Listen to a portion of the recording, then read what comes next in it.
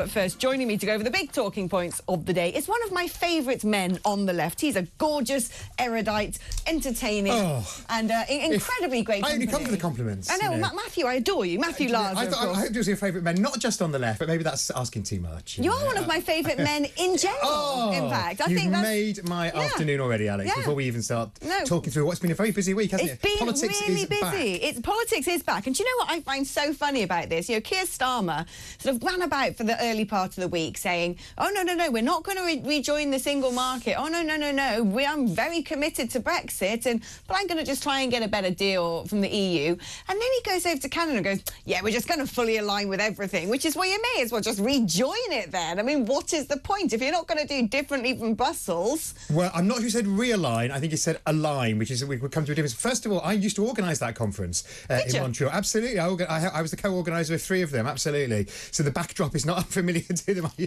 But I'd much rather be here than having a few days in Montreal this year. And it's a gathering of international figures from the centre-left, thinkers and politicians from North America, Europe and Australasia.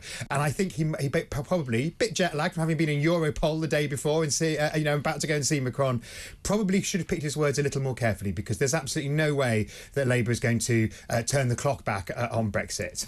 But what can he actually do? He's talking about basically, one thing I find quite comical is he's sort of saying, well, because we're going to be in charge next, we don't know that yet. This might not help. Absolutely. Because we're going to be in charge yet, being on the left of politics, we have all of these sort of extra protections in the labour market and so on and so forth. It is a bit more like Brussels' way of doing things. So naturally things are just going to come together again in a magical Venn diagram, and all of the frictions are going to disappear. And I kind of think, well, come on, son, there isn't much you can do. We've already started signing trade deals around the world. We've now got more international trade deals than the EU does. And if we start saying, oh, actually, we're going to change all of our rules back to be in the regulatory orbit of Brussels, guess what? That is going to kibosh a lot of the agreements we've just made. Well, I think particularly the one with Australia, where the divergence over food, which has upset quite a lot of farming spokespeople, as well as the Labour Party, would be a big issue about whether or not that. I mean, of course, trade deals here, unlike in America, where every trade deal becomes a major political issue and has to go through Congress. Trade deals here, I think, just get signed and sort of nodded through. I don't think they have to have legislation, so it may be too late. So I think what he's talking about is not wheeling back on standards, not turning the clock back on standards for workers' rights and on food. I don't think that there'll be a sudden rush of new regulation we haven't really afterwards. done that anyway, have we? Well, to be honest, the UK was always a bit better than our neighbours on the continent. Yes. A lot of things, from maternity leave to transporting animals. Some things we were. I remember in the 90s, showing my age now. We were campaigning for extra paid holiday, guaranteed, etc., which did come from the EU. But I don't think that. I think that at the moment the biggest issues, I think, will be over food rather than workers' rights. I think the Australian trade deal, which is, I think, is basically about beef standards in particular, is one that's controversial. I'm no expert on the great detail of beef standards, but the idea, I think Macron slightly ambushed him by sort of floating this associate membership status. Oh, that's his sort of his own little pet project, isn't it? Napoleon's own little club. Yes, absolutely. And of course, the truth of the matter is he hasn't got that long left anyway as president. So by the time Rishi does call a general election, and if Keir wins, I wouldn't worry too much about that. I think what would be quite funny actually is Sir Keir Starmer could well walk into number 10. As I said, we don't know, and he's walking in thinking, yes, as someone on the left, I'm going to be part of the EU again, and the little club of the sort of metropolitan elites and that sort of mindset. We're all going to get together again, life will go back to normal. And I have a funny feeling he's going to be the only left-wing leader in Europe. Well, that's, the rest of them will all become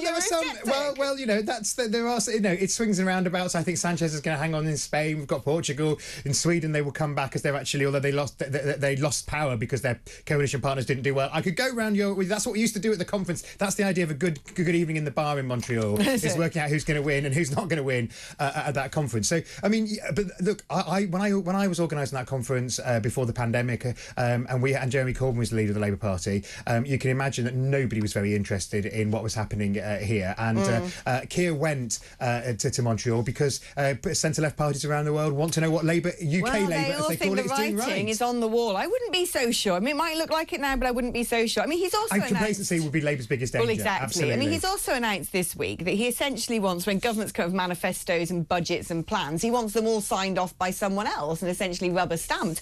And I go, by the OBR, basically. He wants to put that, Office of Budget Responsibility. The fiscal watchdog that runs the calculator. Yeah, he wants to put that in law, which on the surface of it sounds fairly sensible. But I'm just thinking more and more, I don't think he wants to be Prime Minister. He wants someone else to do the job for him. He wants the EU to write all of our, whatever it is, regulations on agriculture and this and the other. He wants the OBR to come up with his budget. I'm like, what do you want to do, Keir? What's your job in all of this? I think there is a danger. I think there are two dangers over the OBR. One's a more general danger, which is that Keir comes across, and Rachel, with her background in the Bank of England as well, they come across as basically not wanting to be Prime Minister, but wanting to be Permanent Secretary of the Treasury and Cabinet Secretary. Yeah. So there's a danger that they appear very establishment, and they are going to be, I can never remember that phrase, binding the hands for themselves and for any future government. So I think there's a sort of general issue that on any particular policy topic that they sound too much like the civil service to establishment. But particularly on the OBR, it's this desperate attempt that every Labour government makes, which is to show its fiscal responsibility. Right. We had Gordon Brown saying he was the Iron Chancellor. Yeah. Do you remember you're not old enough, Alex, but when Tony and Gordon signed, I think they did it before every one of the 3 election victories, your income tax will not rise, pledging, on a big poster, always on a marginal in Kent and hoping the sun shone. There's one where they look at ice cream, go and look it up online. I mean, basically, it's all about showing fiscal responsibility, because when I was advising Ed Miliband when he was leader of the Labour Party in 2015, the moment I knew we'd lost was when we had one of those question time, I think it was actually a question time debate, and people just said you spent too much. But the audacity. And that's it. So it's really trying to prove fiscal responsibility. But let's face it, since 2015, the Tories have helped because they're spending more money than anybody else. If the Tories trot out their old line, the audacity if the Tories trot out their old line of only the Tories can manage the economy, it's like, really? Exactly. You're going to try and run with that, are you? But I think the problem is it's just a bit tone deaf from Keir Starmer, because as far as I can tell, yes, I'm a Brexiteer, but even if you're not, and you stand back and you look at that referendum, the sort of mood of the nation right now, it seems to me a whole lot of people out there are calling for policy to be made by Brits in the interest of Brits. And there's a huge kickback in various forms against this idea that actually the country isn't run by people in this country and in the best interests of this country. And it seems like to Keir Starmer, it's sort of like sleepwalking into exactly the model that people in 2016 said, we've had enough of it. Well, I think, Labour is absolutely clear, and he's been very clear this morning. Keir's been very clear this morning that there's no case for rejoining the EU, there's no case for rejoining the customs union, there's no case for rejoining the single market.